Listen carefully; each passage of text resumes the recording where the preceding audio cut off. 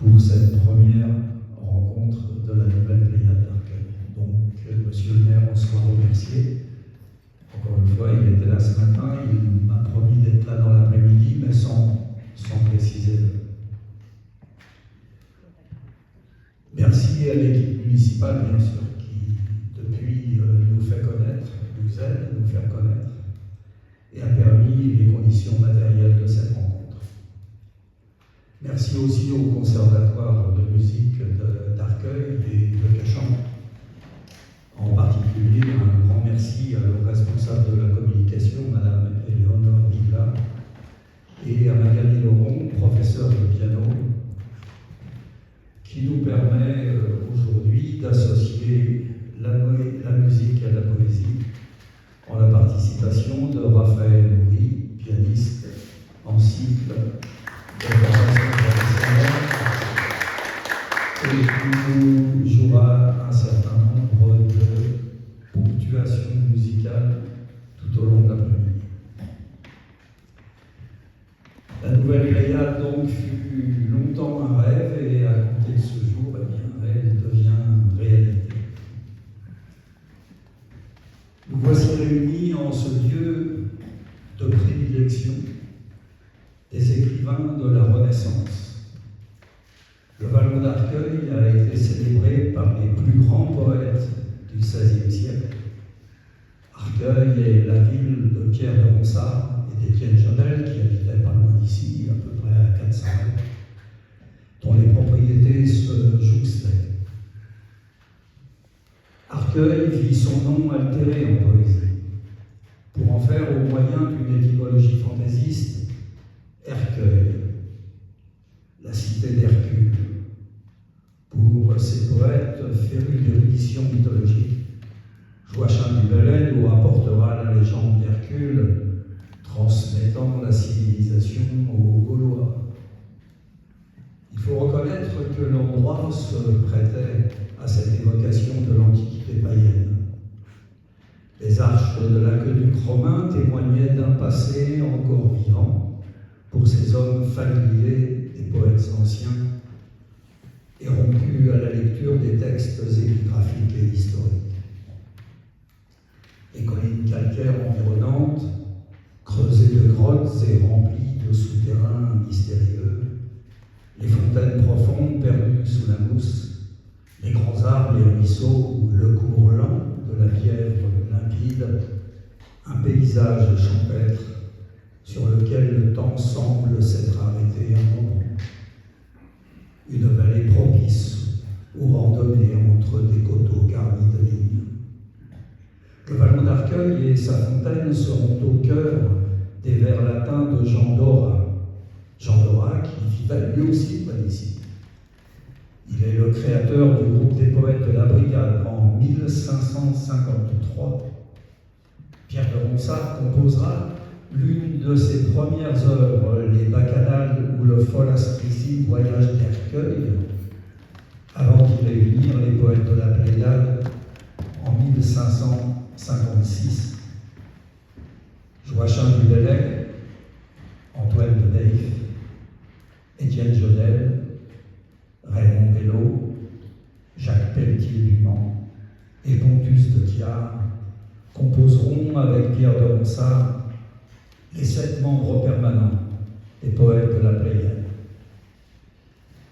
Je vous parle d'un temps où le roi Henri II, le dernier roi chevalier, a succédé à François Ier, mort il y a quelques années.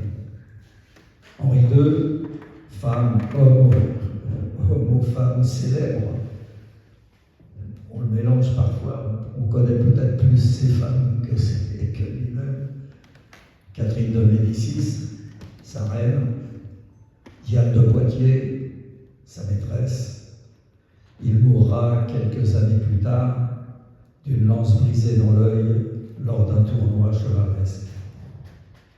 Je vous parle d'un temps où les bourgeois assurent la fortune des maisons d'édition et des imprimeries en achetant force libre. Ils disposent chez eux de collections bien reliées d'auteurs latins et grecs. Les nobles, Les bourgeois lisent Rabelais, Erasme et les humanistes français. Grâce à l'imprimerie, le rayonnement de la pensée échappe aux seules universités. Mais je vous parle d'un temps où couvent aussi les guerres de religion. Je vous parle d'un temps où les aqueducs actuels, tels que vous avez pu les découvrir, ici n'existent pas. L'aqueduc Médicis, en pierre taillée des carrières d'Arcueil, sera construit dans un demi-siècle, entre 1613 et 1623. Initié par Marie de Médicis, régente de France, mère de Louis XIII, le roi n'aura que 12 ans au lancement des travaux. Quant à l'aqueduc de Laval, cette imposante surélévation en pierre meulière, il sera bâti dans plus de 300 ans. Construit à la fin du XIXe siècle par l'ingénieur Eugène Legrand. Quelques années seulement avant cette ancienne mairie dans laquelle nous nous trouvons, œuvre de l'Isravini édifiée en 1886, dont la première salle des mariages nous accueille aujourd'hui, sous les fresques monumentales de Paul Baudouin et les frises de Georges Costeau. Les fiançailles, les blanchisseuses et le stand de Titon. Représentation d'Arcueil en cette fin du XIXe siècle. Seuls subsistent à notre époque de la Renaissance les vestiges de l'aqueduc romain du IIe ou IIIe siècle, sans pouvoir être plus précis, mais dont on peut encore voir quelques restes du côté du Conservatoire de musique de Cachan. Je vous parle d'un temps où Cachan n'est qu'un hameau dépendant du village d'Arcueil. Arcueil, dont Agrippa Poligné nous dit dans son histoire universelle: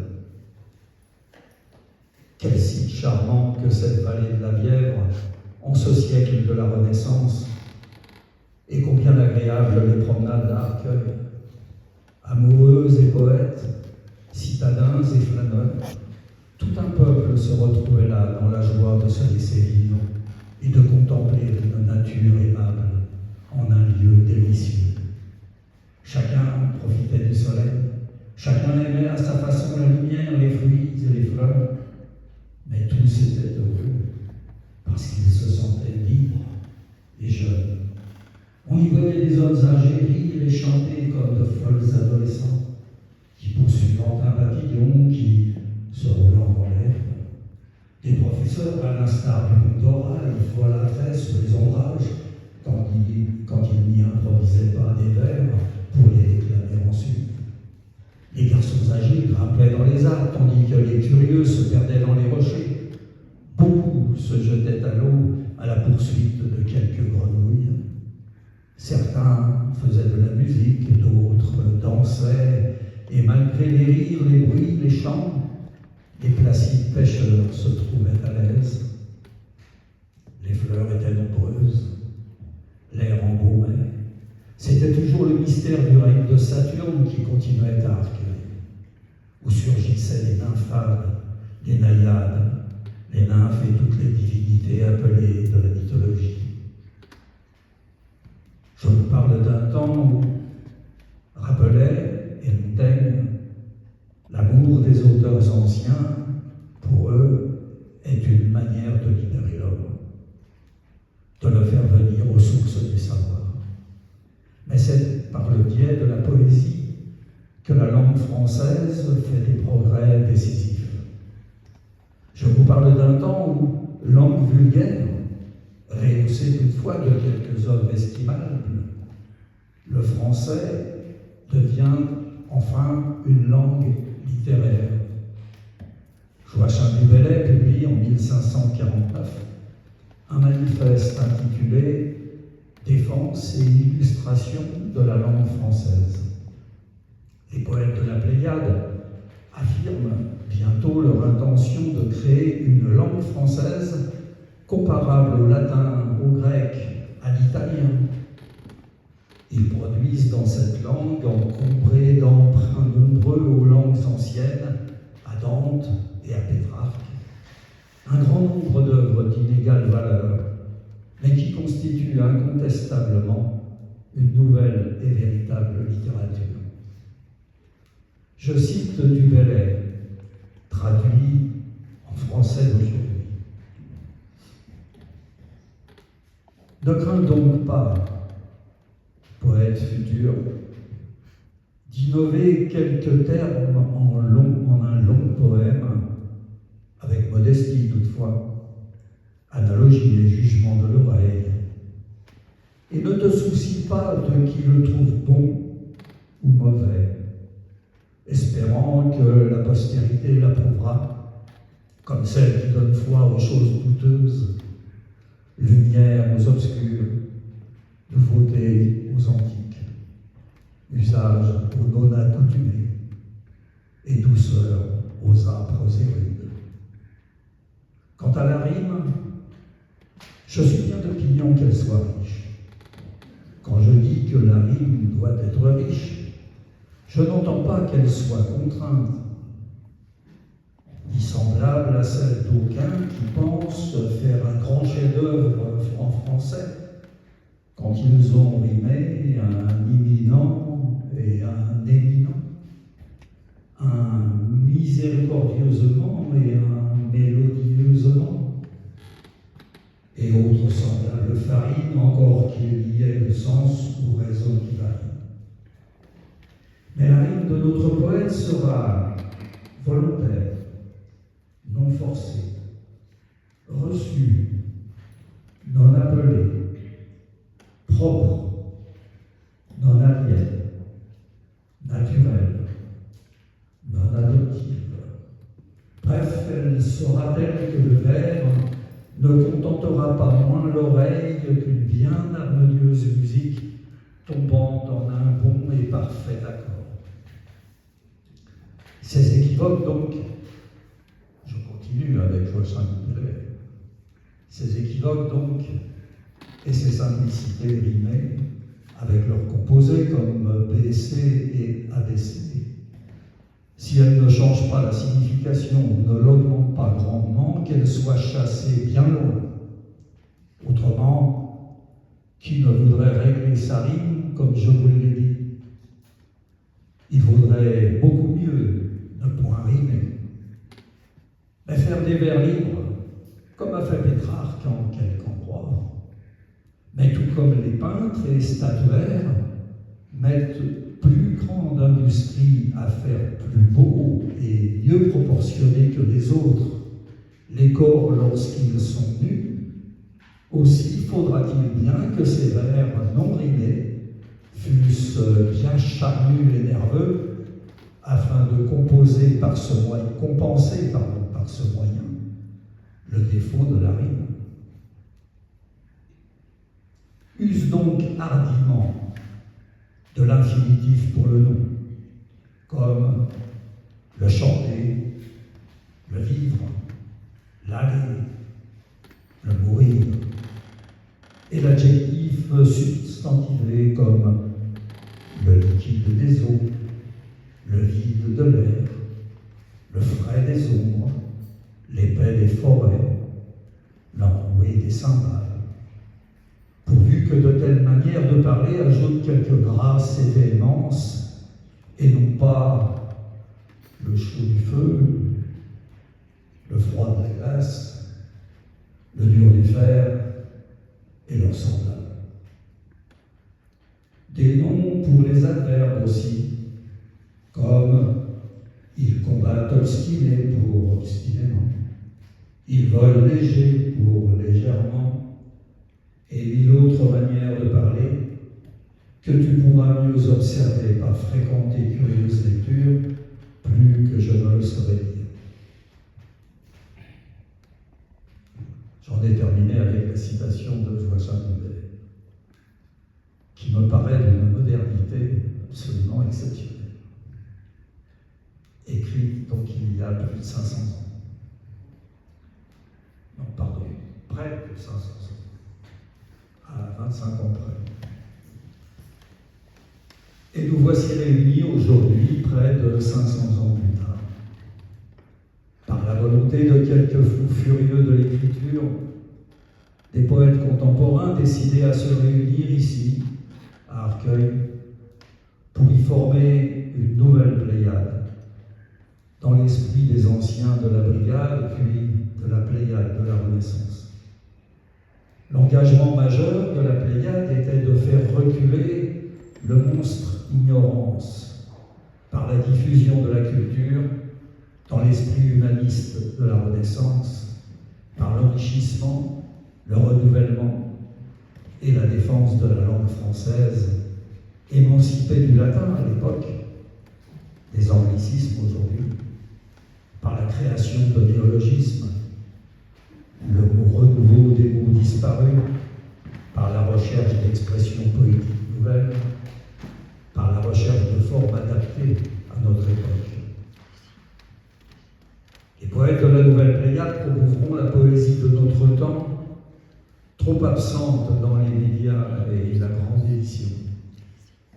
La Nouvelle Pléiade d'Arcueil sera un lieu de partage et d'amour de la langue, faite poésie française et au-delà des frontières. Ces poètes sont des femmes, des hommes, auteurs, poètes, venant de différents horizons associatifs. La Société des poètes français, les Poètes sans frontières, l'Académie René-Lévien, la Société des poètes et artistes de France, l'Académie internationale L'École de la Loire et bien d'autres, dont ils sont le plus souvent sociétaires et lauréats de nombreux prix littéraires. Les initiateurs des poètes de la Nouvelle Pléiade sont, alors je vais les appeler un par un pour que vous fassiez leur connaissance, Marie-Josée Pascal,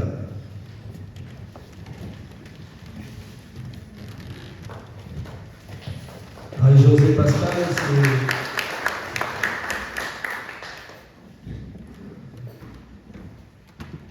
la poétesse du silence, passagère d'un songe à la délicatesse de plume qui parle à chacune et à chacun.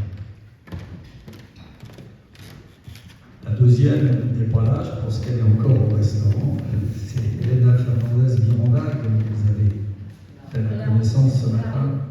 Elle arrive. Notre linguiste émérite, écrivaine férue de Guillaume Apollinaire, poétesse de la douleur et de la joie.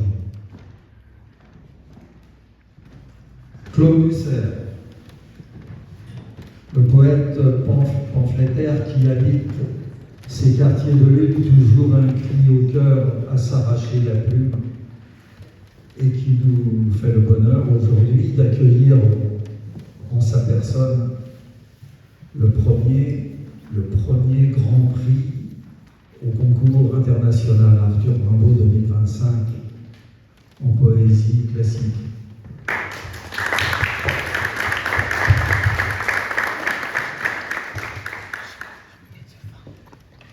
Philippe Courtel, également, fait partie des initiateurs de la Nouvelle Pléiade. Alors Philippe, c'est le prince de l'imaginaire.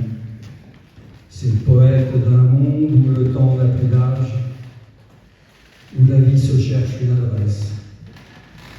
Il devait être là, il souffre. Nous souffrons avec toi, Philippe.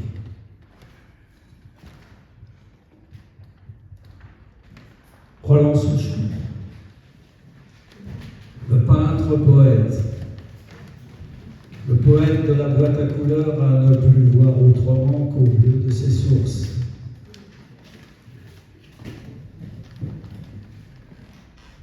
Et le septième initiateur de la Nouvelle Pléiade, c'est Jo Cassel. Jo Cassel, c'est le poète, écrivain de théâtre, comédien. la Seine. Le regard affûté sur un monde en déclin un jour. Tu es avec nous. Nous sommes avec toi. Tiens bon, s'il te plaît. Et votre serviteur.